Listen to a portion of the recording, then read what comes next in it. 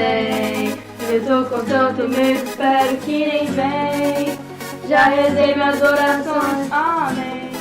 Preciso passar pra na faculdade entrar, mas eu não tenho tempo, já parei penso. Só eu tô estudando, não penso mais nada, esqueço de tudo. Eu venho estudando e eu recabando. Eu estudo demais, matemática, ciência, inglês, tô aprendendo. Tô pra me lascar, eu me jogo nos livros.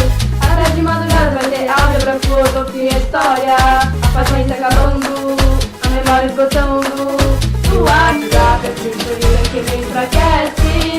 Enem, se eu não passar você eu subir. Antes da prova eu vou rezar. Se eu passar eu vou apanhar, nos casos eu vou tirar. Mas na sorte eu vou passar, eu vou. Enem, se eu não passar você eu subir. Deus me ilumine por favor. Antes da prova eu vou rezar. E na sorte eu vou passar. E na sorte eu vou passar, eu vou.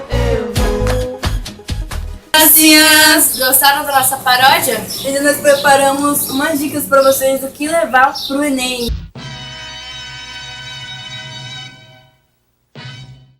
Leva bastante canetas também, né? No mínimo umas 5, porque tem que andar sempre prevenido, né? Bem prevenido. Bastante água para ficar hidratado para fazer uma boa prova. E umas comidinhas básicas.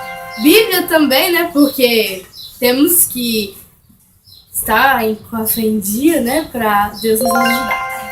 Por último, mas não menos importante, guarda-chuva. E você deve estar se perguntando por que um guarda-chuva? Pra se proteger da lágrima dos concorrentes. É isso, esse foi o nosso vídeo de hoje. Quem gostou aí, arregaça no botão de likes. E é isso.